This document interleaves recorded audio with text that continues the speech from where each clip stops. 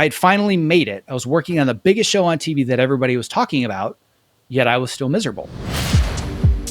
As creatives, so many voices tell us that getting the biggest audience is the ultimate goal. But when you talk to people who are there, we find that it's not quite that simple. Zack Arnold, ACE, is an award-winning film and television editor, documentary director, and creator of the Optimize Yourself program. Throughout his career, he found himself editing the biggest show on cable television, then the biggest show on broadcast TV, and even the biggest show in the world on the internet. But the toll those achievements took on his family, his physical health, and his mental well-being forced Zack to rethink his life. In this first of a two-part conversation, we'll hear how it all went down, what Zack learned, and what those lessons mean for all of us. Welcome to the Story Greenlight podcast, where we're all about empowering creators like you to tell your stories, connect with your audience, and create the impact that you were put on this planet to make. My name is Jeff Barch. I'm a coach, author, and entrepreneur with over 20 years of experience shaping content for ABC, NBC, Universal, Disney, Apple, and a whole bunch of others. My team and I support creators with followings in the hundreds to the many millions. At Story Greenlight, we believe that you matter, your message matters, and the world needs to hear what you have to say. Dude, Mr. Ace himself, the man with the alphabet soup, Zack Arnold.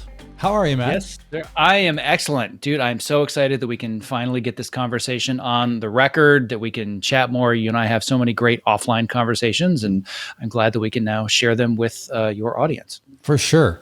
Now, for people who are not familiar, there are not all that many opportunities to get alphabet soup after your name if you're not a doctor or a lawyer or things like that.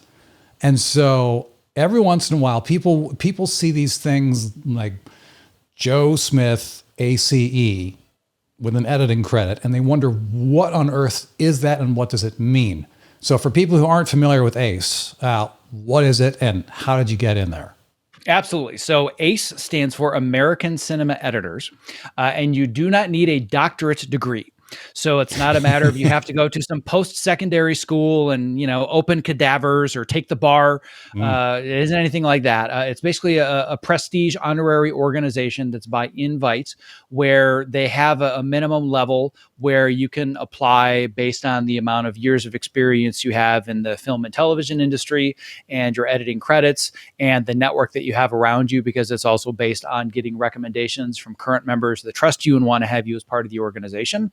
But essentially the best way to describe it, and I talked about it this way when I had I've had the last two presidents of American Cinema Editors on my podcast to kind of describe the same thing, because it's very elusive and esoteric. Yeah. And when I was talking to Kevin Tent and I asked him to describe it, he's like, I'm not sure I can, it's very complicated. And I said, well, let me see if this is helpful. I said, I think of ACE as like the Phi Beta Kappa for film editors. He's like, yeah, I like that. I'm going to steal that from now on. So the shortest version is it's Phi Beta Kappa for film editors. How about that? So I have no earthly idea with the whole fraternity, sorority significance. I don't know what the Greek letters are attached to conceptually. So help me out here. Sure. Yeah. So Phi Beta Kappa is not actually a fraternity or a sorority.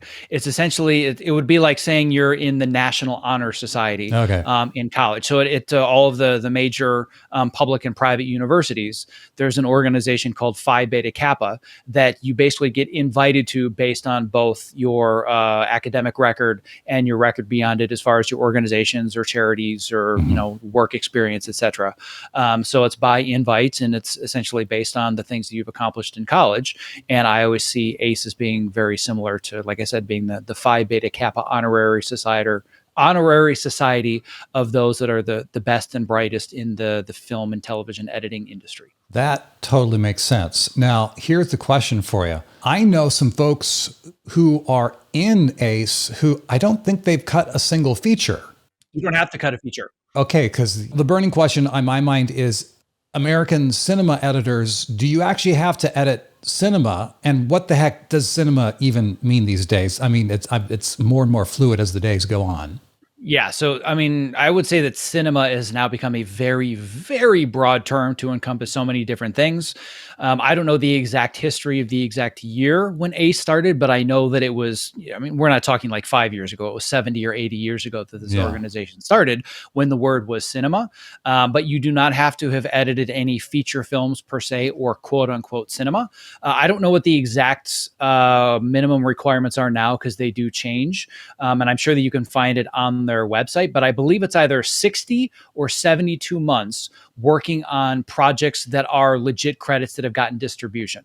So if you were to edit all projects that are like, an indie thing that never got into a theater, never got onto a streaming platform or whatever, those don't count. But Yeah. anything that has been seen on some platform, even if nobody's ever heard of it, that counts as time. So essentially you have to put in a minimum amount of time for them to even consider you. Then you have to get a minimum of 2 recommendations from current members. Mhm. So it's quantitative just to be in the conversation.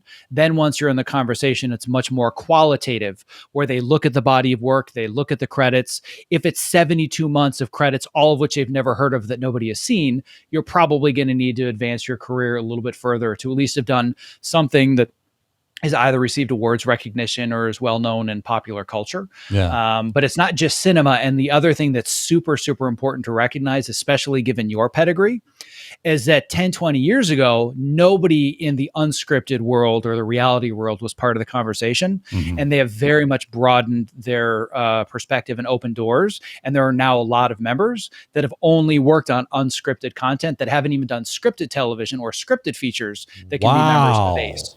Yeah, so they're much more open-minded to the cinematic art form rather than it being pure cinema. There's the pecking order of who looks up to who, whether you're talking about an acting gig, people just rolling into LA who dream of making it as paying the bills as an actor would give their eye teeth to get a walk-on role on a soap opera.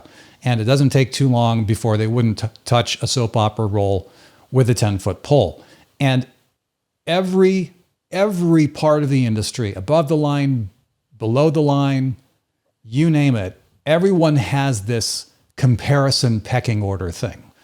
Especially within the editing world, there's always been this class division, depending on who you talk to, between people cutting scripted content and people cutting unscripted content. Now, the bulk of your credits are in scripted content. And for those folks in the audience who actually aren't as familiar, how would you describe the difference conceptually between scripted and unscripted? I mean, the difference between scripted and unscripted is that in scripted, they basically are giving you the entire story on a silver platter. Mhm. Here you go. Here's 40 pages of an episode, or here's 90 pages of a feature. Here's every scene. By the way, all of the characters say the same lines in every take in the same order. So it's all of it's handed to you. Now, does that mean that it always works? No, of course not. There's all kinds of problem solving and fixes that need to be done. And there's a lot of creativity, obviously, that goes into the scripted world. But I've always argued that if you really want to find talented storytellers, you find them in the unscripted world because you have to find the stories. Mm-hmm. You guys are essentially doing a different version of documentary filmmaking, which is I have this thing that happened in real life and I need to find the story and build it from scratch, which is very similar to what you have to do in the trailer world. So if the trailer world is considered unscripted, I don't know if people consider it that or not. I think that's more the delineation or hierarchy of short form versus long form. Sure. But let's say the trailers are considered unscripted short form. That's where I started, and that's where I was in the industry for years. You have to figure out the story from scratch.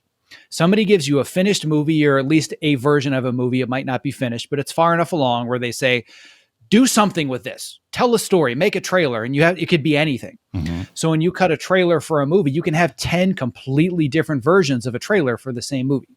There was even an exercise that I was asked to do at one point in the very early days of social media and memes and parodies, where a studio paid me my full rate to cut The Sound of Music as a horror film. Okay. So I have this 3-minute trailer, and it was called The Sound That Rocks the Cradle. Ooh. And it was completely different than the movie The Sound of Music, but it shows the power of editing, and I had to find the story and create it from scratch.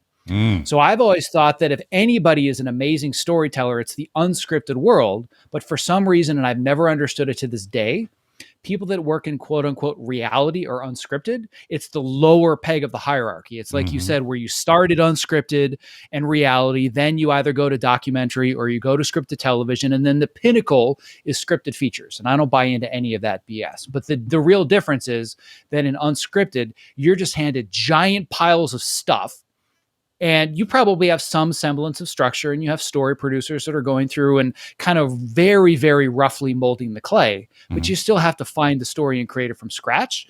Whereas a writer and directors and producers on set are doing 90% of that work for me in scripted. So what I have to do is make sure the story works, make sure it flows, and make sure that it feels right.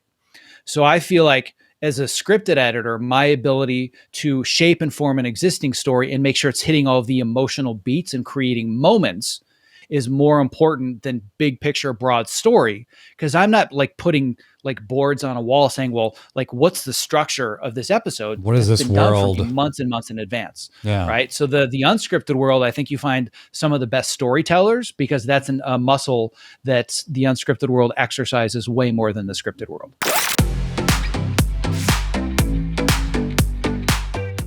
You touched on this briefly. How did you actually get into the scripted world? I mean, you started out in trailers then. How did you make that jump? Yeah, so I've made several jumps. There's a lot of very weird tangential jumps and moves backwards and forwards. But essentially, the very first jump came about 2 to 3 years into my career, right out of college. I got a job as an assistant editor at a very small boutique agency that did trailers for independent films.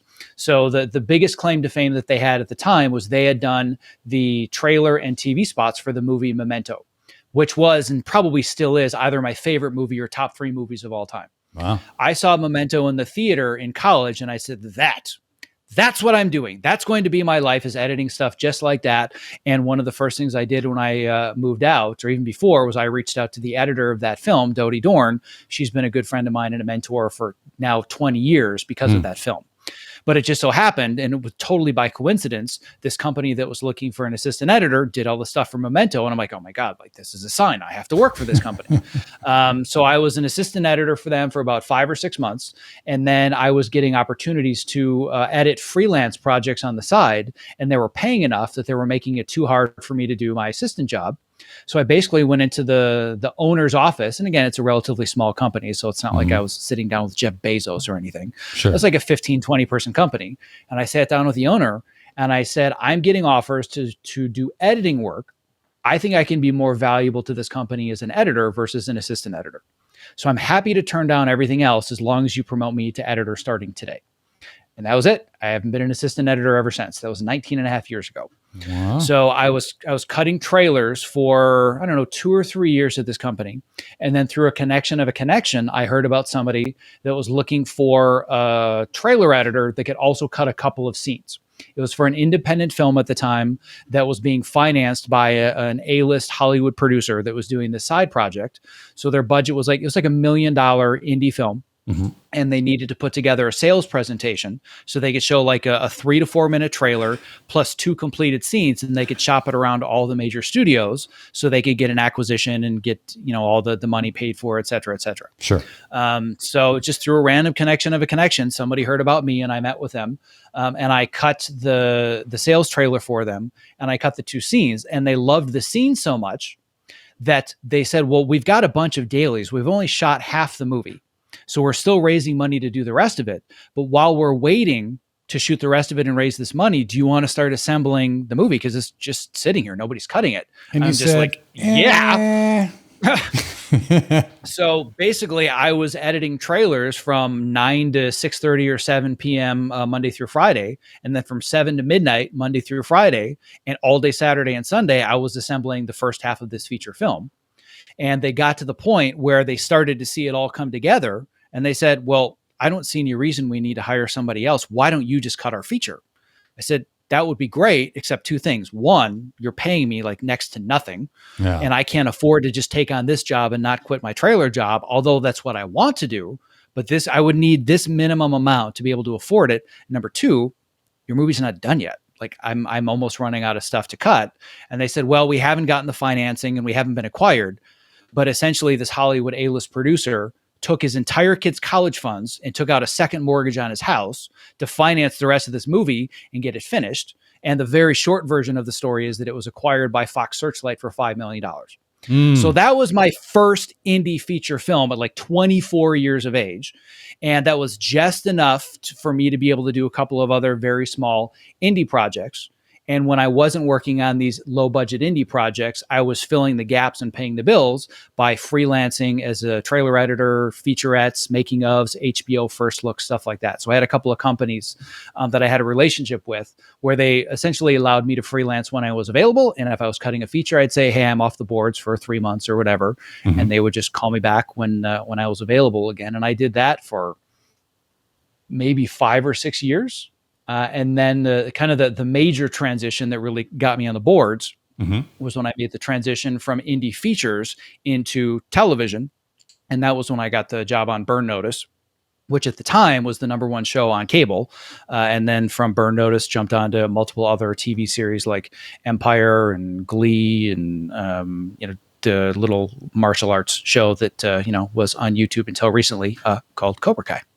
So as you were making those jumps, was there ever a thought in your mind that bigger equals better? I just want to get on the bigger shows. Was that ever part of that? It's always a part of it, but for me, bigger was defined differently. What I didn't want to do was I didn't want to get on a bigger TV show that got me onto a bigger movie, because eventually what I wanted to do was edit Avengers movies and Marvel films, right? If you were talking about big, that's as big as you get, is doing a big giant Avengers type Marvel movie, the most money, the most prestige, et cetera, et cetera. So for me, that's not how I define big. It was more, I wanted to be very specific about the kinds of projects that I worked on, where I believed in the stories. And it was something that if I'm going to cut it for 12 hours a day, 5 days a week, I wanted to be a part of something that I thought had some form of meaning and improved culture in some way, shape, or form. And you don't always get to pick and choose, especially earlier on in your career. But it was about me being a part of stories that really resonated with me versus I'll take anything as long as the next project has a bigger budget and bigger stars. That was never really a path that I was interested in. It was just more, I want to work on stuff that's bigger because, i.e., more people see it and I get paid more, but it has to resonate with me and the story has to mean something. And I want to be proud to be a part of it. Yeah.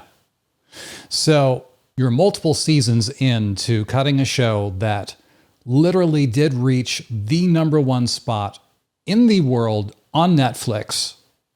What was that like?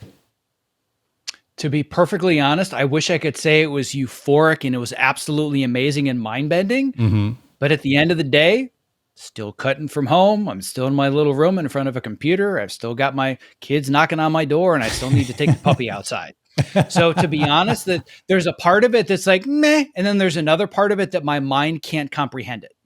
Yeah. So if it were a matter of I cut a feature film and I was screening that film in front of the audience and the audience was in a football stadium of 110,000 people simultaneously, then you literally feel the euphoria of your work being in front of this many people because you can viscerally feel it. Yeah. But when you just wake up one morning and all of a sudden you do a search on your Netflix queue and there's a thumbnail for Cobra Kai and it says new season available and you click on the button and you're watching it with your family, you can't comprehend the math of the fact that everyone else is doing the same thing you're doing right now all over the world. Like New Year's Day, that's what everybody did, is they watched the new season of Cobra Kai. And everybody is obviously relative, but we're talking, nobody actually knows the numbers because now it's based on hours of content consumed.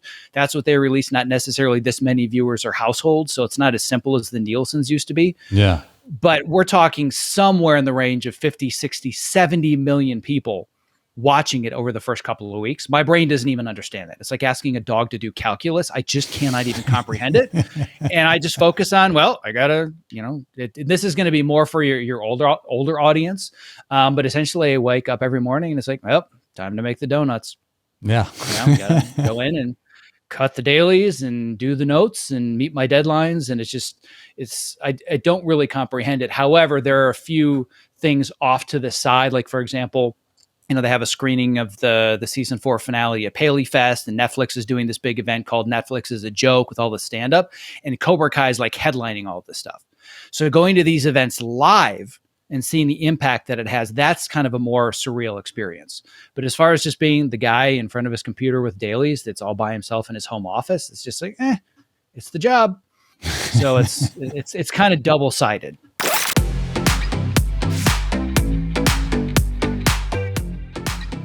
Now, you touched on something earlier when you were cutting trailers and you're starting to cut scenes. You said you're cutting from 9 a.m. to 7 p.m. Monday through Friday. Then you're cutting 7 p.m. to midnight, or probably longer, weeknights, and then Saturdays and Sundays cutting scenes on this feature. That, I know, is probably... Would you say that was the beginning of holy moly, I could actually give every waking moment of this and I would end up dead and they would just end up hiring someone else? Because I know this is a really big deal for you.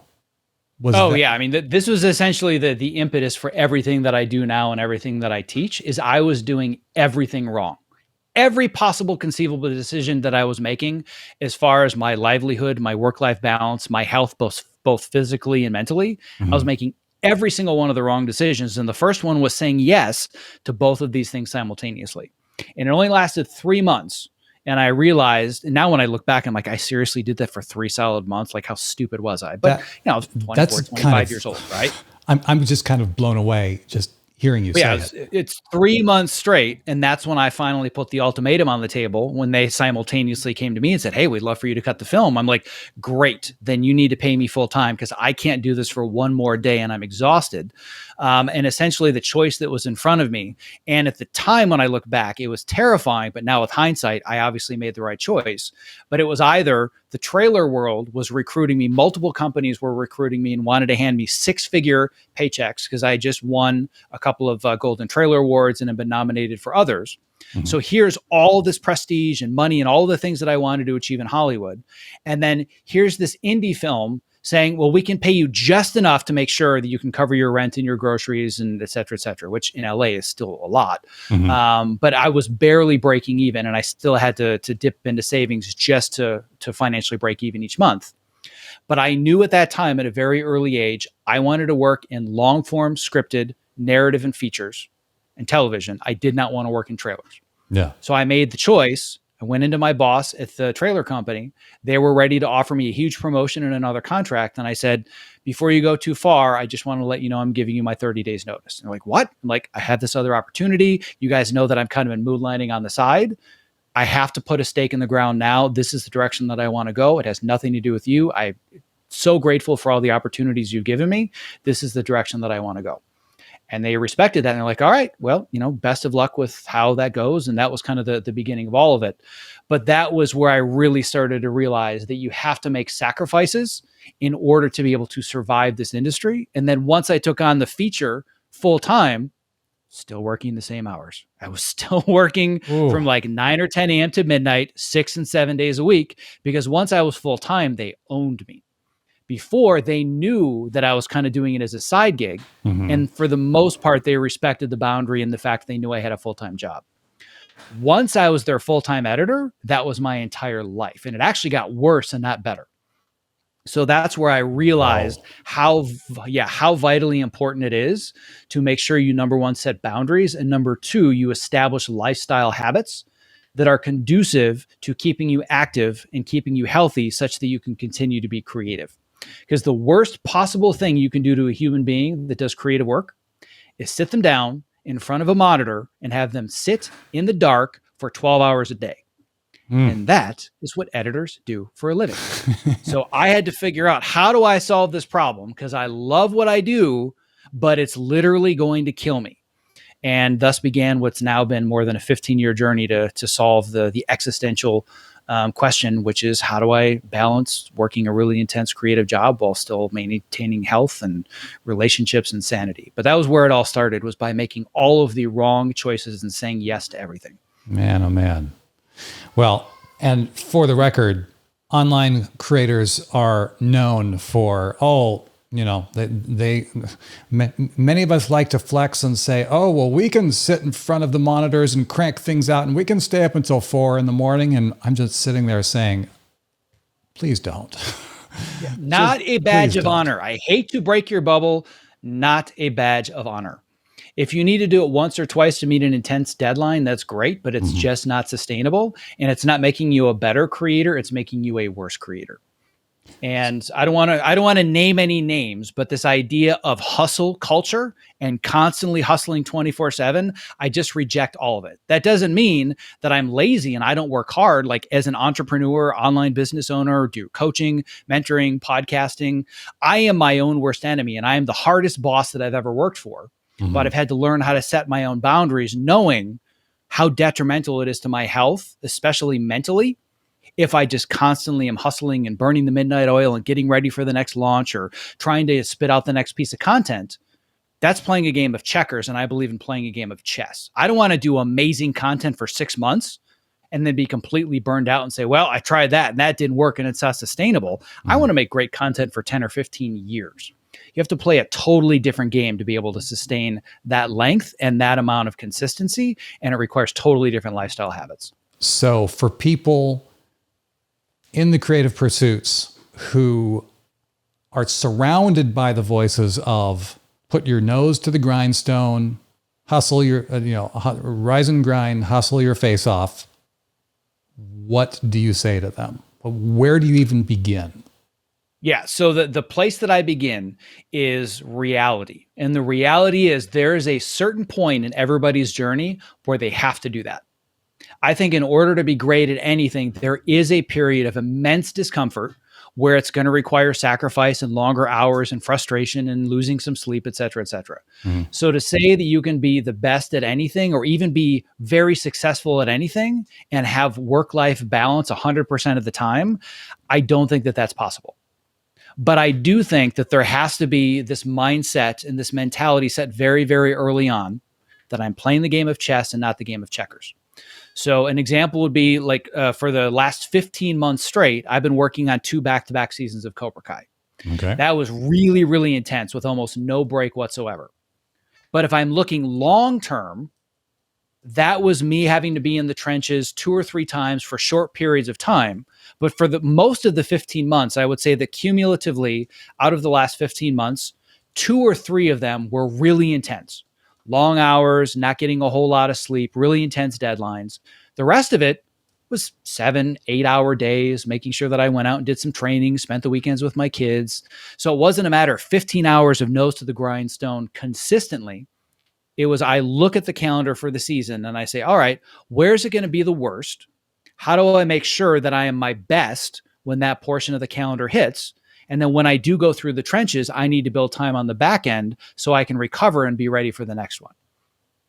So I think that the important thing is for people to look at it more holistically and more big picture, where the reality is sometimes you just have to embrace the suck. You just have to hustle, and you're going to be writing a ton of copy or editing a ton of videos. You've got a launch coming up, or you've got affiliates and you want everybody to look at your YouTube channel, whatever it is.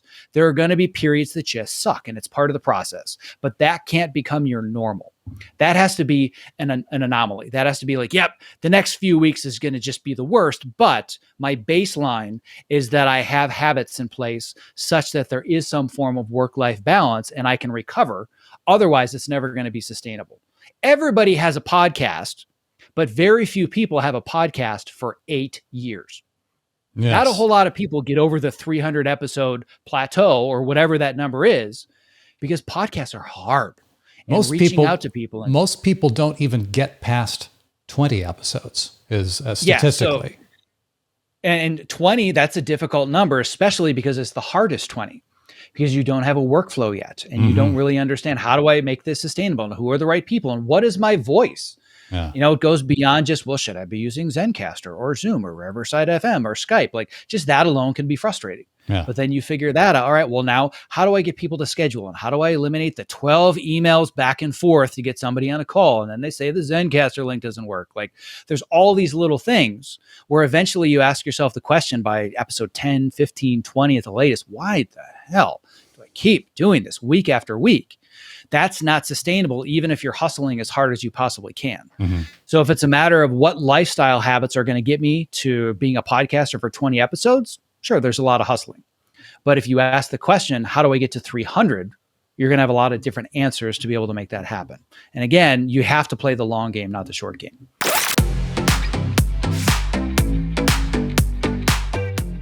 So in your case, you've put in the reps, you've put in the years in the entertainment industry. And even while you've been doing that, within the last years, you've also been expanding into business building and podcasting and content creation and online business. Tell us about that journey. How did you start? Where did you start to say, okay, well, I'm not going to do television editing for the rest of my life? And what's next? So there's a few different benchmarks as far as when the podcast started versus when I decided that I didn't want to edit for the rest of my life. Those are actually two very different times. It seems like those would come at the same time, but they actually didn't. So there's two separate stories. The first of which is that when I made the transition to working on Burn Notice, I was a quote unquote overnight success. So I'm making big, giant, ridiculous quotation marks for anybody that's not seeing video and they're listening only, right? So I was an overnight success for which I completely busted my ass and made all the wrong choices hustling for years to get myself in a position where I had no TV credits whatsoever one day. And the next day I'm editing the #1 show on cable television. How the hell did that happen? Well, a lot of people wanted to know. So I was in the local user groups like, Final Cut Pro user group and all the different kind of like monthly meetings. People were having me come up and speak. And from that, other people in the audience, they have a podcast and they want to have you on the podcast. And at that time, I remember one of my first responses was, what's a podcast? Like it was a very new art form that was still very much underground and wasn't part of the norm. But they would ask me before the interview, what do you want to talk about? And I would say, well, what I really want to talk about is for the last several years, I've been experimenting with all this cool stuff when it comes to health and movement and standing desks. And I really feel that there's something terribly wrong with our work culture and the sleep deprivation and the burnout. And I've been trying to find ways to work around that. And I think I've been successful. I'd love to talk about lifestyle stuff. No, we just want to talk about Burn Notice. Right. I'm like, okay, I'll talk about Burn Notice and editing and et cetera, et cetera, et cetera. And a friend of mine who ran one of those podcasts at the time, he's like, dude, just start your own podcast. And like, I barely know what a podcast is. How am I supposed to start one? So he was kind enough to kind of build out enough of the infrastructure so that I didn't have to start from square one. And he's like, dude, I've already got the entire team. I've got all this other stuff. Just go to this link, set yourself up on Skype, and let's just record a couple of episodes together. And that was the beginning of a podcast called Fitness in Post. So it wasn't Optimize Yourself back then. It was Fitness in Post, which was the worst name ever. And I'm going to tell you why. 2 reasons it was the worst name for a program and a website ever. Number one, because everybody that was interested in fitness had no idea what post meant. So anybody listening to this probably knows, and I don't have to explain what post-production is because that's your world and that's my world. But you do a search for fitness and you're like, oh, is this like fitness after fitness? Is it like recovery? I don't get it. Like what's fitness in post what? I'm like, crap. Here's the other problem. It was a play on the phrase, we'll fix it in post. So my tagline was, you spend all day fixing it in post. Now it's time for some fitness in post. Like so corny. But the problem was it makes sense. It makes sense to people in the industry, but nobody It makes sense to a very small niche. But here was the other problem. And this was the nail in the coffin. Everybody that understood the joke and understood the name said the same thing. Fitness terrifies me. And I've been reluctant to listen to your show because I'm not interested in fitness. And I was like, oh, okay. So I've created a barrier of entry that I'm not meeting my audience where they are. And I also got to the point where I was just kind of talking about standing desks and Spartan races and all this stuff over and over. And I'm like, I want to start talking about career stuff and productivity and time management, like all these other things. And people would say, what the hell does this have to do with fitness? So about 3 years into it, I had to rebrand, and that's where Optimize Yourself came from. So that's the first part of the story for where I became a podcaster, which is very different from when did I decide that I don't necessarily want to edit to make a living, but I want to be a podcaster / entrepreneur / coach. So that was a much more gut-wrenching story that happened while I was on season 1 editing Empire. And it's now been several years, so people may not remember, but when Empire season 1 came out, it was a cultural phenomenon. It completely blew up in the ratings, and it was breaking multiple decades worth of ratings records for its time slot and its class. Like, it was on the cover of Entertainment Weekly, Rolling Stone. It was the only thing in the zeitgeist when it first came out. It just completely blew the industry away. I remember seeing the promos for it. It was the flashiest, most glittery, splashy, just amazing looking show. It was very slick and it was very well produced, and they spared no expense, at least for what was in front of the camera. I won't go into the politics of where they spared the expenses behind the camera, but that's for another day. The point being that I was at the point where, again, I quote unquote made it. I was on the #1 show on television that everybody was talking about. And I knew that what I was editing in this tiny little small dark room was going to be seen by 25 million people. Which, of course, compared to Cobra Kai, it's only 25 million. But, back in the day, that's a big number. That was it, really? So that's a big number by any measure. It's a big number by any measure, of course. So I'd finally made it. I was working on the biggest show on TV that everybody was talking about, yet I was still miserable. And I'm like, this can't be it, because this is what I've been working for my entire career, and I'm here, and something doesn't feel right. And the clincher was that the entire season, because I had been commuting to Beverly Hills and I was in my car 2 to 3 hours every single day, I was putting my kids to bed via FaceTime every single night. And at the time, my son was 5 years old and my daughter was 3. And we would do the 5-minute chat with, hey, how was your day? And they're reading a story with mommy, et cetera, et cetera. I'm sure you've done a few of those yourself. Oh, yeah. And my wife hung up thinking she had hung up, but she actually hadn't yet. So the phone was still on. And my son said, why doesn't daddy want to put us to bed at night? Why doesn't he love us? Oh, dude. That was it. I was like, this can't be it. Like, this cannot be the next 30 years of my life. There's got to be something else. Next time, we'll hear what Zack did next and his strategies for moving forward on your own path. Make sure to connect with Zack through the links in the show notes or the video description. And if you enjoy conversations like these, then consider joining us in the Green Room. It's our private community here at Story Greenlight that's all about helping you unlock the next level of impact in your content and in yourself. You can try out the Green Room for a month for free at the link in the show notes or the description below. I'll see you there.